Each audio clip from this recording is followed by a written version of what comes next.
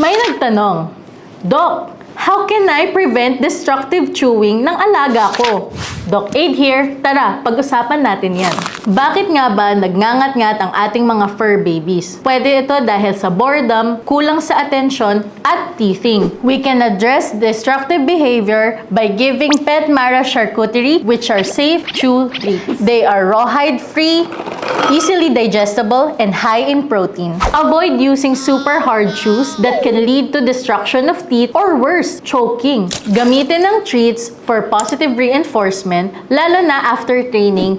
PetMarra offer wide variety of treats na sakto sa kanilang age, size, at purpose. Ng Denta Pro for tartar control. Sa puppies, we have biscuits and treat sticks. Sa added flavors, meron tayong freeze-dried and charcuterie. Treat your pet right. Tandaan, ang aid ng inyong mga alaga